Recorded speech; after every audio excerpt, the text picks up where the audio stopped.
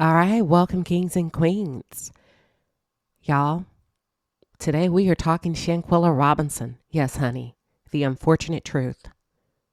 It's been a while since I've covered the Shanquella Robinson case, and there's a couple of reasons why. But I felt like it wasn't the time, and I'm glad I waited because on Friday, March 3rd, attorney Ben Crump and Tamika Mallory, they went with the family to Washington, D.C. to demand justice. Okay. And I'm like, okay, I can, as I was anticipating, right, this collaboration, the advocacy of it all, I'm like, this is great. Initially, I can take what they're doing and kind of give my commentary on that, compiled with some of the notes that I've had sitting here. It's been almost 6 months since Shanquella Robinson was brutally beaten, y'all, in Mexico by a group of folks that she trusted and traveled with. Now, here's the caveat.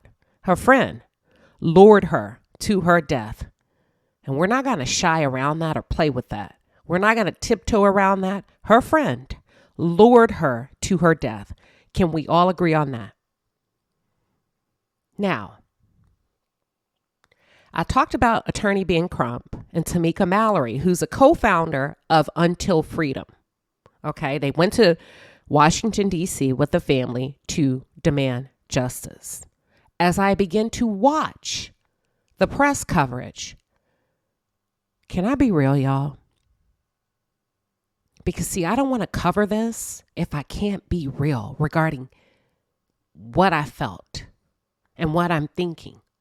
So with your permission, and I'll pause, can I be real? All right. The first thing I thought is, are you kidding me? Really?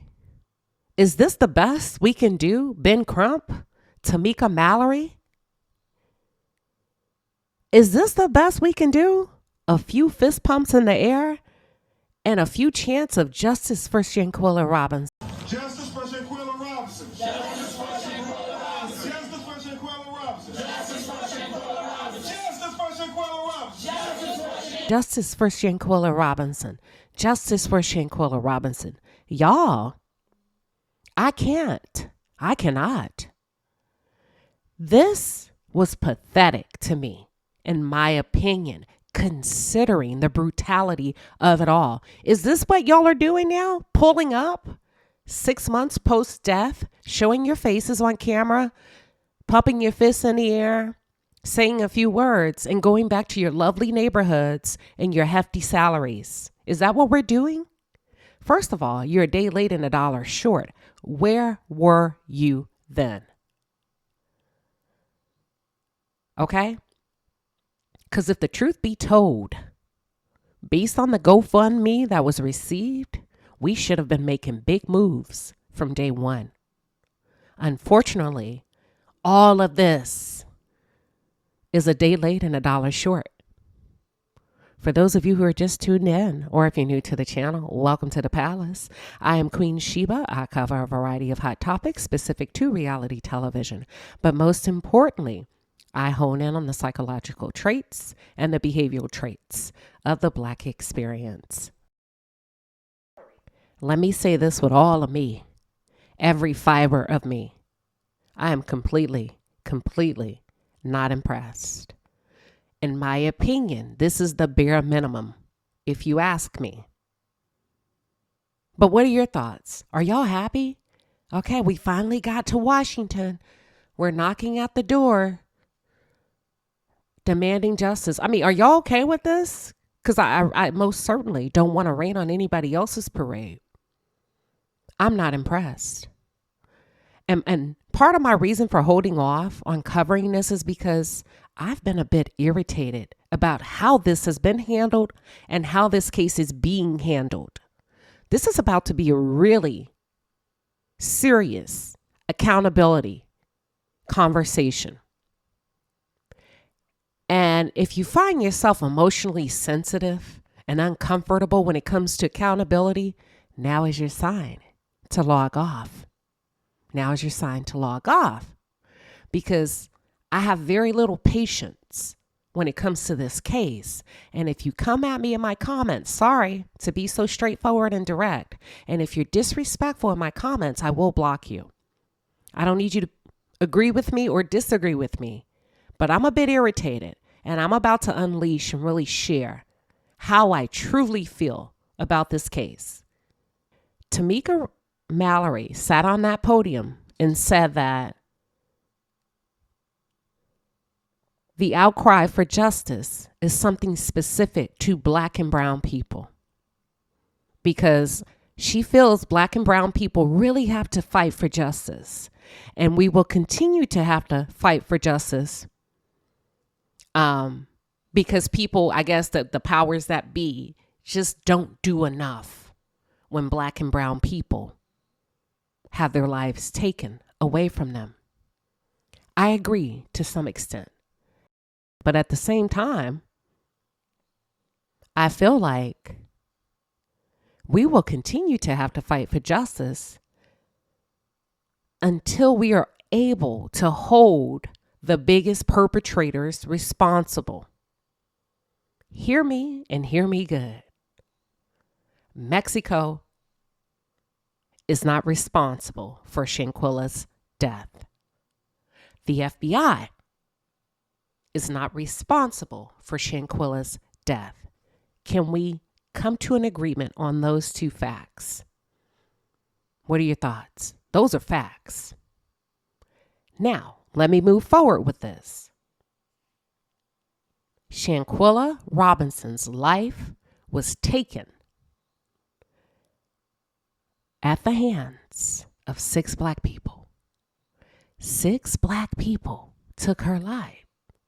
Can we agree on that? That's a third fact. Until there are stiffer consequences coming from the Black community regarding B-on-B crime, why in the hell are we expecting Mexico and the FBI to care more about this than we do ourselves? Help me out. Until we establish stiffer consequences, stiffer reactions, right? Within our own community. Why do you expect other people to care more than we care? Maybe I'm missing something. What are your thoughts?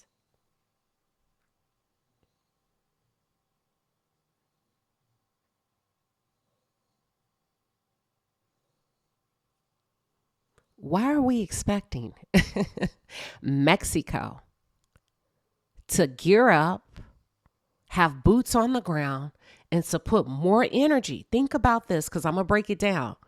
To have more energy behind Shanquella's death than we do. Why do we expect the FBI to have more energy than Mexico, and also more than us? I just want you to ponder on that. Do you feel like that's a fair and reasonable expectation from our end? All right, let's move on. Real truth, about to slap you in your face with it. They are not invested in this, y'all. That's the unfortunate truth. They will not become any more invested in this than the family and those people that we've seen standing on the steps of the state capitol. Does this make sense to y'all? Am I connecting? Okay, we see you, Ben Crump. We see you, Tamika Mallory.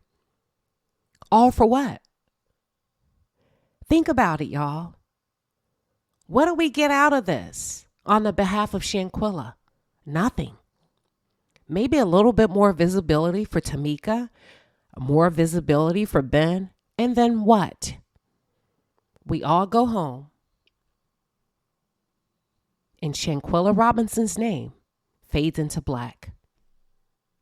I've seen more frustration over the lives of men that have been taken, opposed to women. I told you this was going to be a hardcore accountability conversation. I've seen more outcry from men than I have for women. And why do we think this is going to be different when we aren't treating it any differently? Because it ends and it starts with us. I'm completely baffled by the unreasonable expectations, the naivety of it all. We could have done a lot with this on the behalf of Shanquella, but we didn't. And now we're banging down the door, expecting someone else to solve the problems within our own community. Please make it make sense. At some point, Black people, dear Black people, we are going to need to have an accountability conversation sooner rather than later. Since Shanquella's passing 6 months ago on October 29th, 2022, nothing has been done. Absolutely nothing. A few marches here, a few things there, a few interviews there, but no solid action has been taken on the behalf of the FBI, the Mexican government, or the family. All right? Shanquella doesn't need public displays of marches and well wishes. Shanquella needs justice. Why have we made it so easy and convenient for the Cabo Six to be able to live their lives freely and move about the cabin? Make it make sense.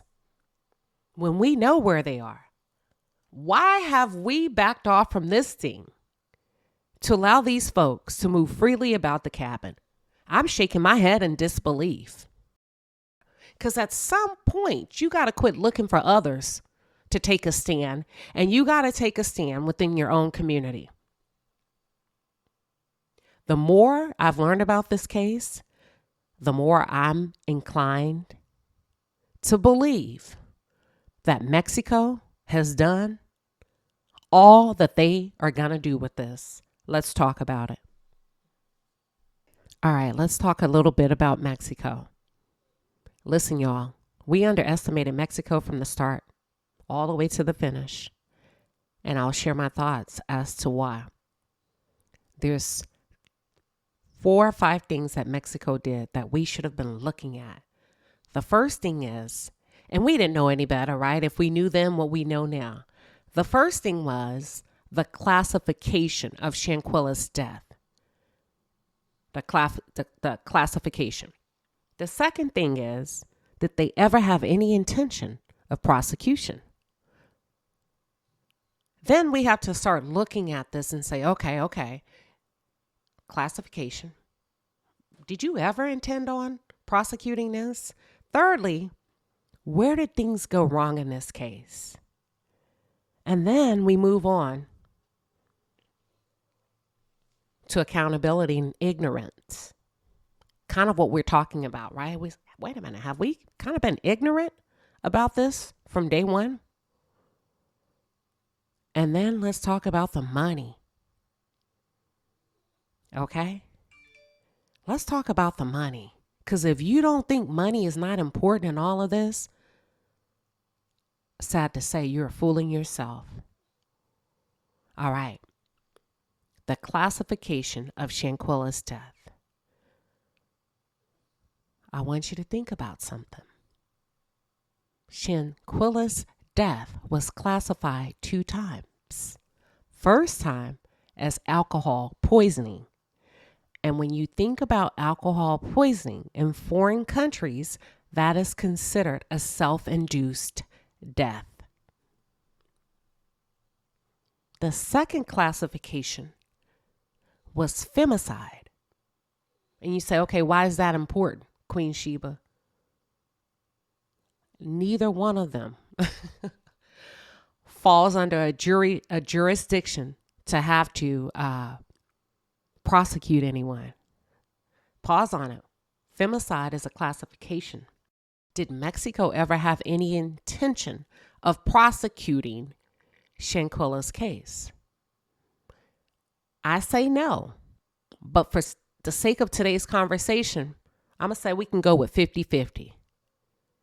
But the goal the entire time was to establish a money grab.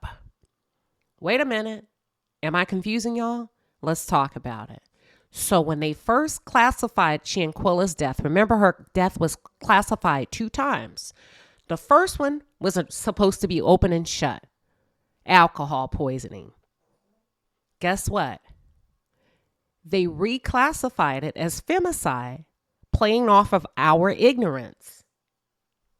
Once the money started to pour in, and there was this, it became a sensationalized crime. Mexico opened it back up, said, okay, let's go. But they only did it when they became aware of the GoFundMe. Y'all got to look at this thing for what it is. Take the emotion out. Go back and track it. Okay. Mexico was banking on one thing: money. When the father sent the $6,000 to retrieve Shanquella's body from Mexico,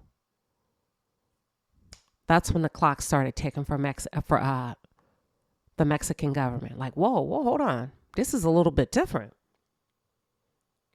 In order to understand this thing, you've got to understand how Mexico operates. Everything is a transaction in Mexico.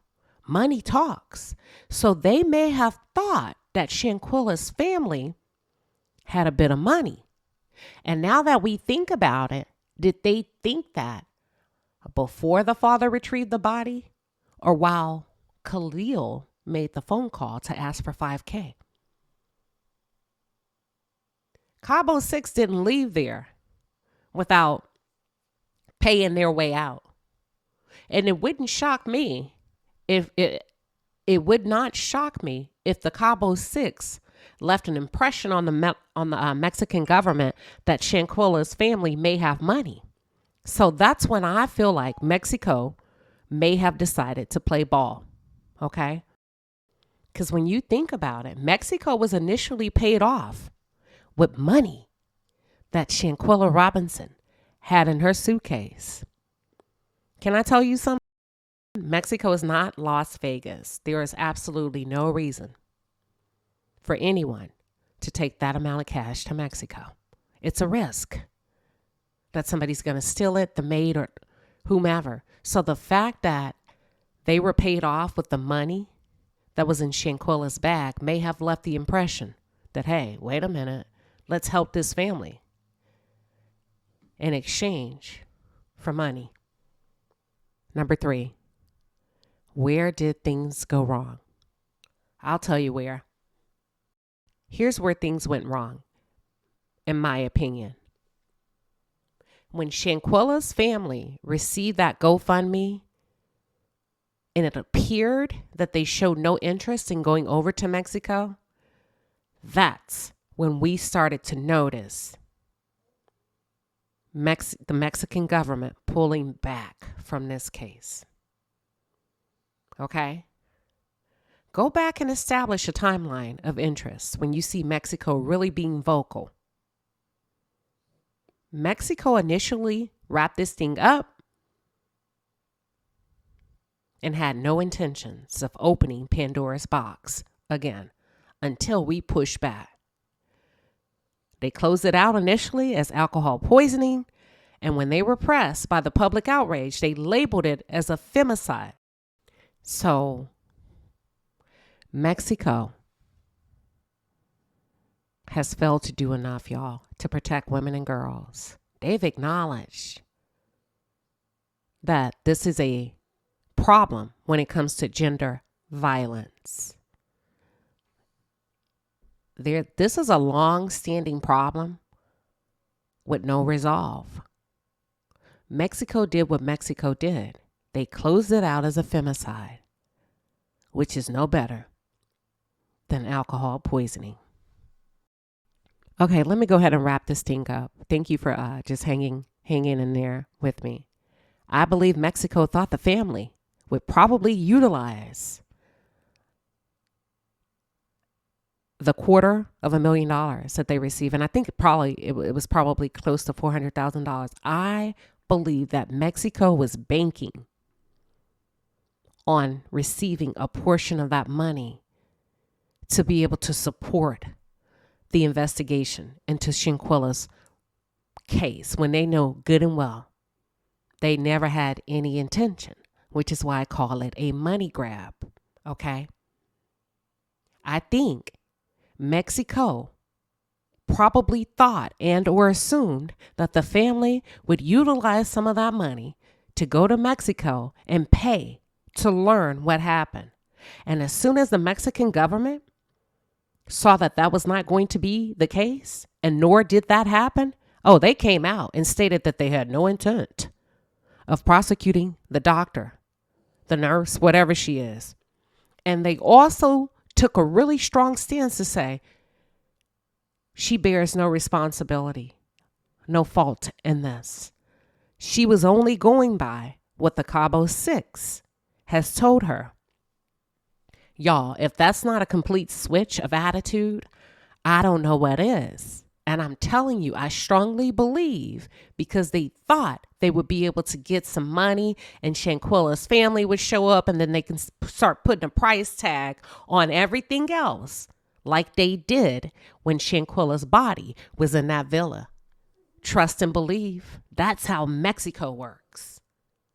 Now, I ain't going to say what I really want to say. I'm going to keep it cute, and I'm going to keep it clean, and I'm going to keep it proper. Okay?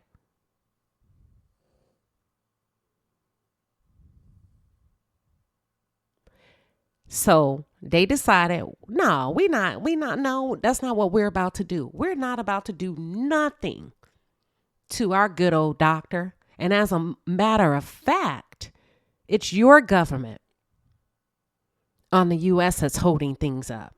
And that's when they switched the tone. Y'all don't remember? We started saying, wait a minute, Mexico says it's the U.S. who's holding up the case. So then we went and we started looking at the U.S. Come on, FBI, do something about it. And the FBI did, by way of former agents that went on Nancy Grace and said, listen, we can't really do nothing. Our hands are tied because Mexico classified this as a femicide. We can't prosecute that in the U.S. Y'all following me? So from day one, Mexico has been playing a lot of games before we even push back regarding justice for Shanquella.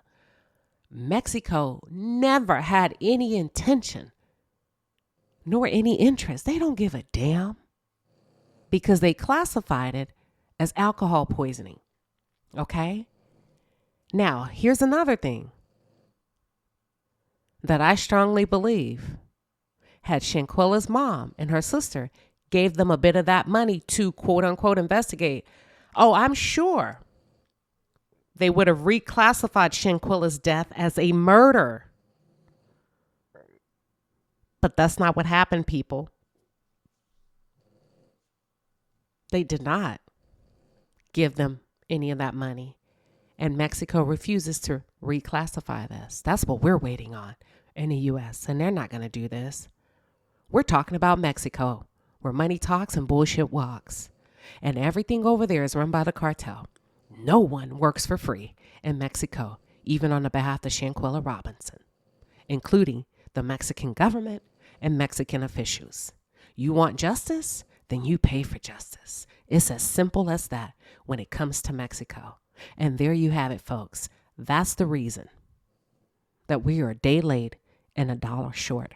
And that's the unfortunate truth regarding the Shanquella Robinson case.